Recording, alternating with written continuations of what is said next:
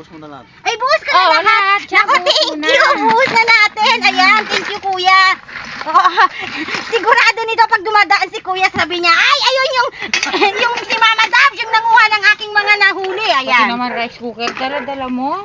Oo, ganyan talaga. Nakahanda. Alam mo ba yun? Ayan, thank you. Kuya, thank you, ha.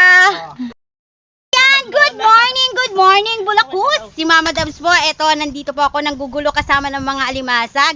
Oo, wag sana tayong masipit. Oo, dahil pakialamera talaga tayo. Ayan, interviewin po natin si Kuya. Oo, naging interviewer na ako ngayon, oh. Iba na naman. Ayan. Kaya eto na, yung nagkaulam ka na, ayan, nagkaroon ka pa ng content at syempre kailangan nating i-flex si kuya.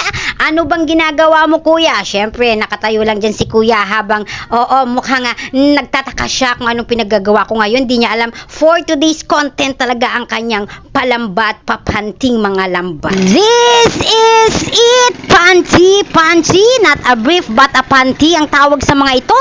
Ito po ay isang pangunahing hanap buhay dito sa bandang Taguig, isang purok po ito sa Bulakus kung saan sagana ngayon ang pagkuha-kuha nila ng mga alimasag sa dagat. Actually, itong mga panty na to, 2 dosena po ito. Ibig sabihin, 24 pieces na panty na inumang sa dagat kung kaya't ang dami din nilang nakuhang alimasag. Everyday po ganitong hanap buhay nila dito.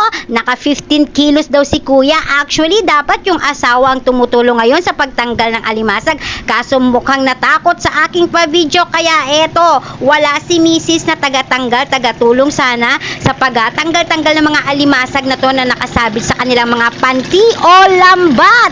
Kaya ano pang hinihintay mo, Mama Dabs? I-flex na yung mga lambat na panty niyan. At saka mo na interviewin si kuya dahil mukha ka namang reporter at marites for the day. At alam nyo bang 140 per kilo daw nila nabebenta ang mga alimasag na ito. Kabuhayang talagang binibigay po na minsan ng dagat sa kanila, no? Kaya, ayan, meron ka ng libreng ulam, Mama Dabs, na kapag content ka na i-flex mo pa. At thank you ulit sa mabait na nadaanan ko talaga, no? Nadaanan ko lang po ito. Iwan ko na sila. Total naman, nagkaulam na ako. Thank you ulit sa nagbigay. At talaga namang napadaan lang ako, nagkaulam pa.